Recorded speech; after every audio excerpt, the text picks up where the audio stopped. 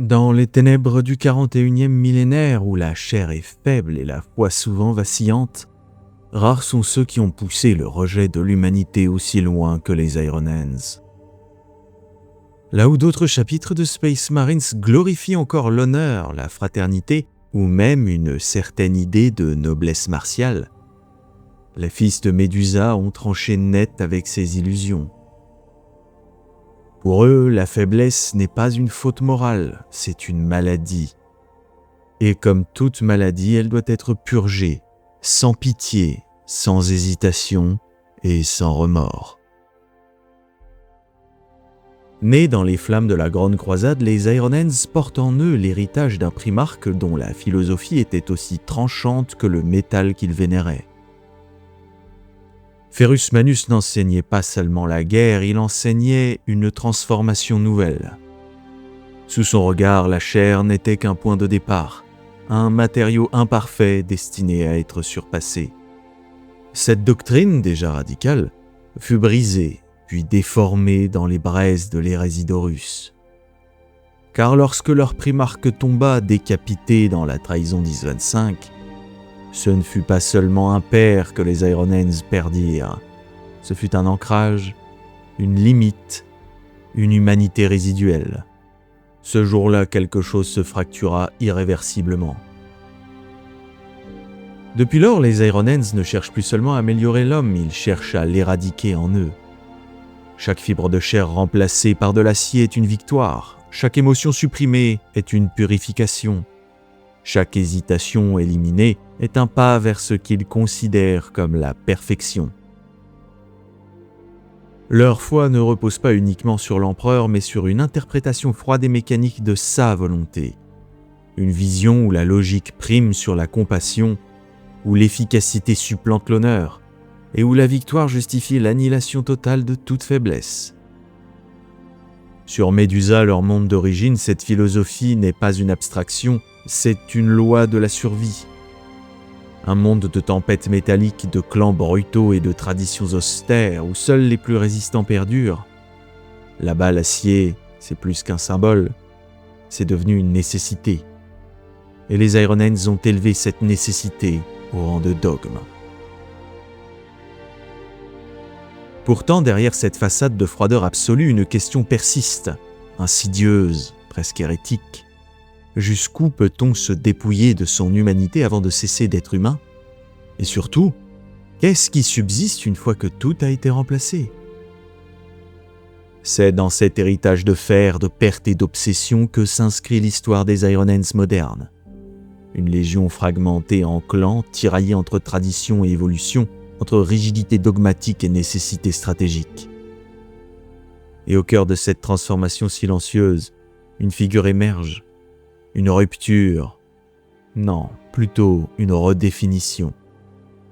Un maître d'une guerre nouvelle, un réformateur, un héritier d'un idéal qu'il ose peut-être interpréter autrement. Cardan Stronos.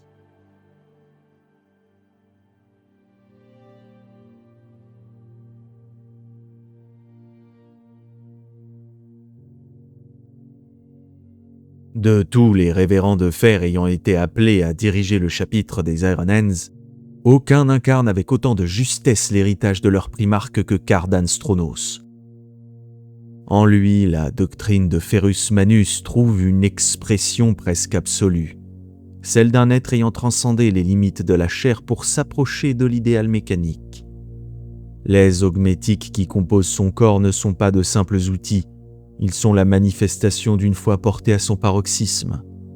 Chaque remplacement, chaque amélioration, chaque fragment d'humanité abandonnée le rapproche de cette perfection froide que vénèrent les fils de Médusa. Sur les champs de bataille de l'Imperium, Stronos n'avance pas comme un homme mais comme une sentence.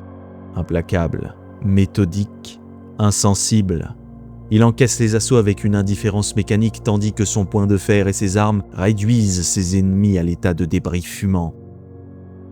Là où il marche, la guerre cesse d'être un affrontement. Elle devient une exécution. Depuis la perte de Ferrus Manus, les Iron Hands n'ont jamais confié leur destinée à un seul maître de manière permanente. Fidèles à leur logique froide et à leur méfiance envers toute forme d'autorité centralisée, ils ont remis leur gouvernance entre les mains du Conseil de Fer. Ce conclave de révérends de fer à la fois stratèges, technoprêtres et gardiens du dogme désigne parmi ses pairs celui qui, selon des calculs rigoureux et des projections froides, est le plus apte à diriger le chapitre à un instant donné. Ainsi, le commandement des Ironens n'est pas un titre mais une fonction. Un révérend de fer peut être élevé à la tête du chapitre pour la durée d'une campagne, investi de l'autorité totale d'un maître de chapitre tant que les impératifs de la guerre l'exigent. Mais une fois l'objectif atteint, il se dépouille de ce pouvoir sans état d'âme, le restituant au Conseil de Fer, qui entame alors de nouvelles délibérations pour désigner son successeur. Chez les Ironens, le commandement n'est jamais un droit acquis, c'est une nécessité temporaire dictée par la logique et l'efficacité. Que Cardan Stronos ait été maintenu dans ce rôle pendant plus de 3 siècles n'est pas un simple fait, c'est une anomalie statistique, une exception qui confine à la validation absolue. Cela témoigne non seulement de ses capacités martiales hors normes, mais aussi de la précision de son jugement, de la froideur de ses décisions et de son adéquation parfaite avec les exigences du chapitre. Là où d'autres auraient été remplacés selon les cycles implacables du Conseil, Stronos perdure. Non pas par tradition, ni par loyauté, mais parce que dans l'équation du fer, il demeure la solution optimale.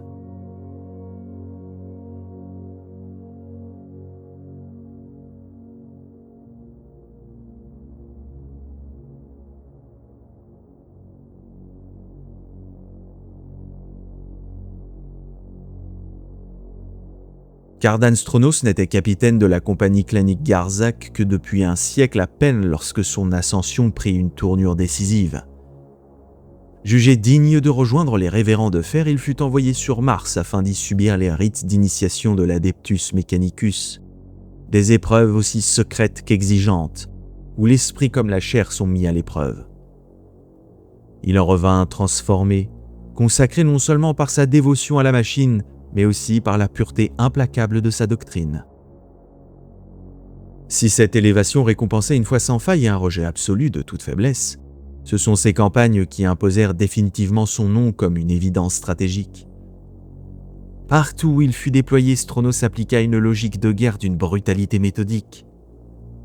La WAG Drexod fut réduite à néant, les renégats des Blood Heralds éradiqués jusqu'au dernier, et la flotte ruche Moloch brisée lors de la purge du système Régis. À chaque fois, la victoire ne se mesurait pas seulement en territoire repris, mais en annihilation totale de l'ennemi. Parmi toutes les menaces qu'il a affrontées, une seule suscite chez lui une animosité qui dépasse le simple impératif tactique, les Nécrons. Là où d'autres verraient une forme d'écho à l'idéal mécanique des Ironens, Stronos ne perçoit qu'une abomination, une parodie de la perfection vidée de toute foi véritable. À ses yeux, ces entités incarnent une hérésie fondamentale envers les préceptes de l'Omni-Messie. Ainsi, lorsqu'il engage ses forces contre les dynasties Nécrons, il ne se contente pas de vaincre, il s'acharne. Même une fois leur commandant détruit, il poursuit la destruction systématique de leur légion, comme mu par une nécessité qui dépasse les calculs du Conseil de Fer lui-même. Mais la singularité de Stronos ne réside pas uniquement dans sa manière de faire la guerre. Elle s'exprime aussi dans sa compréhension de la faiblesse et dans le refus de la nier artificiellement.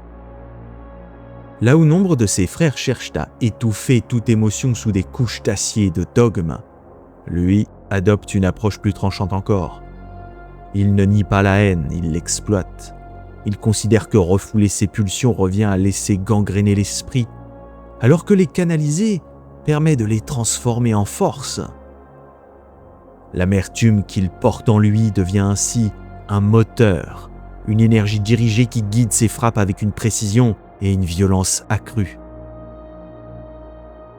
Cette vision, en rupture subtile avec l'orthodoxie dominante, s'étend jusqu'à sa perception du Conseil de Fer. Au fil des siècles, celui-ci s'est enfermé dans une rigidité doctrinale croissante, dominé par les seules voix des tech marines et par une lecture toujours plus étroite de la volonté du primarque. Sans jamais provoquer de fracture ouverte, Stronos a entrepris d'en infléchir l'équilibre. Par une influence patiente et calculée, il a favorisé l'intégration accrue d'apothicaires, d'archivistes et de chapelains parmi les révérends de fer, élargissant ainsi le spectre des perspectives au sein du Conseil. Ce changement ne devrait pas s'apparenter à une révolution, considérez-la plutôt comme une correction. Une tentative de réintroduire au cœur même du dogme de fer une forme de lucidité que les Aeronens avaient peu à peu sacrifiée.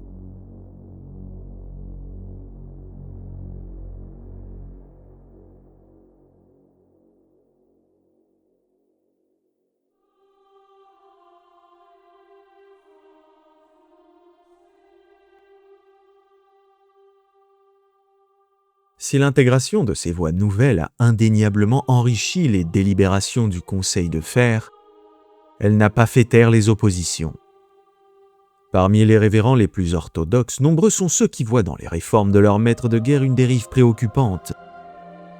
À leurs yeux, accorder une place à des perspectives jugées moins pures revient à affaiblir la rigueur doctrinale qui a toujours défini les Aeronens. Leur critique se cristallise autour d'un point précis, l'émotion. Car malgré ses augmétiques et sa discipline, Cardan Stronos n'a jamais prétendu s'en être entièrement affranchi. Et pour ses détracteurs, cette faille n'est pas anodine. Elle est un écho dangereux du passé. Il rappelle que c'est précisément une déviation de la froide logique, une impulsion dictée par l'orgueil et la colère qui mena au massacre de site d'atterrissage d'Isvan-5 et coûta la vie à Ferrus Manus. Permettre à de telles forces d'exister, même maîtrisées, serait déjà une erreur. Il reste à Stronos à démontrer que cette voie qu'il trace, où la haine est canalisée plutôt que niée, peut mener à une forme supérieure de perfection. Car si sa maîtrise venait à faillir, il ne ferait pas que chuter, il confirmerait les pires craintes de ses pairs et répéterait les fautes de son primarque. Pourtant, jusqu'à présent, les faits, eux, plaident en sa faveur.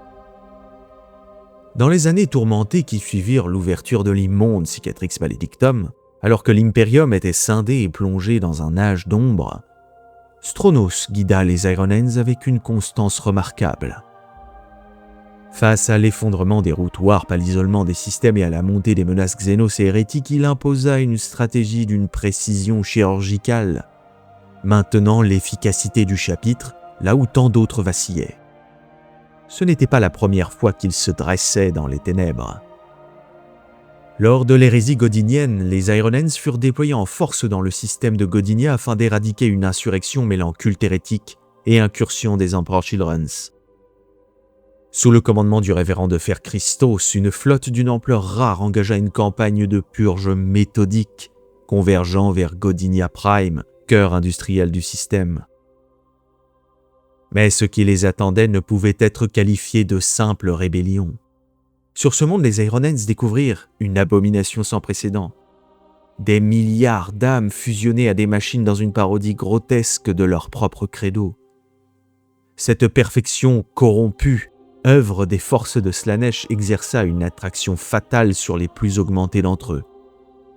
Christos lui-même succomba à cette illusion, entraînant avec lui de nombreux révérends de fer dans une spirale de mutation et de trahison.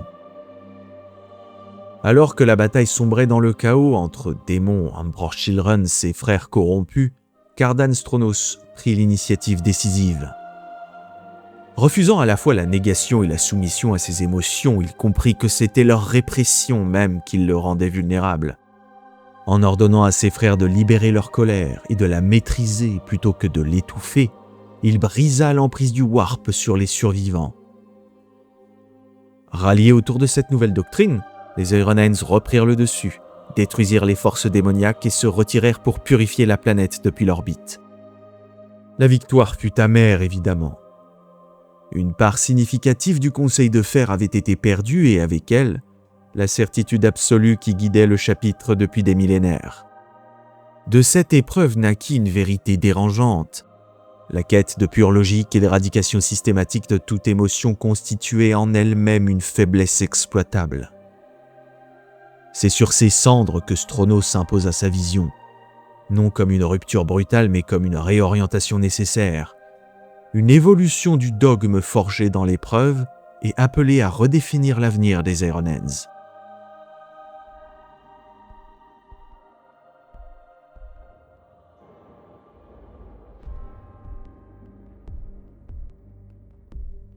Au bout du compte, la véritable question que posent les Ironens ne concerne ni la guerre ni même la victoire. Elle touche à quelque chose de plus profond, de plus inconfortable. Qu'est-ce qu'être fort? Est-ce s'arracher à toute faiblesse jusqu'à ne plus rien ressentir? Ou bien est-ce accepter ce qui nous traverse et apprendre à le dominer sans s'y abandonner? Les fils de Médusa ont longtemps cru que la réponse résidait dans le silence de l'acier, dans la pureté froide de la logique, dans l'effacement méthodique de tout ce qui rappelait leur humanité. Mais à force de vouloir devenir autre chose, ils se sont approchés d'un seuil où la différence entre transcendance et négation devient imperceptible. Car il existe une frontière trouble, presque invisible, entre se libérer de ses faiblesses et se vider de toute substance. Ce que leur histoire suggère, ce n'est pas que la chair doit triompher du fer, ni que l'émotion doit supplanter la raison. C'est que l'équilibre entre les deux est une lutte constante, jamais acquise, toujours menacée. Une tension qu'aucune augmentation et qu'aucun dogme, qu'aucune certitude ne peut définitivement résoudre. Peut-être que la perfection qu'ils recherchent n'est pas un état à atteindre, mais une contradiction à accepter. Et peut-être que dans cet éternel conflit entre l'homme et la machine, la véritable force ne réside ni dans l'un ni dans l'autre, mais dans la volonté de ne jamais cesser d'être les deux à la fois. Et au cœur de cette interrogation, une figure demeure, Cardan Stronos. Il n'est ni une réponse ni une exception miraculeuse. Il est une tension, un point d'équilibre instable entre deux vérités irréconciliables. Celle d'un chapitre qui aspire à la pureté froide de la machine, et celle d'un héritage qui ne peut totalement renier ce qu'il était à l'origine.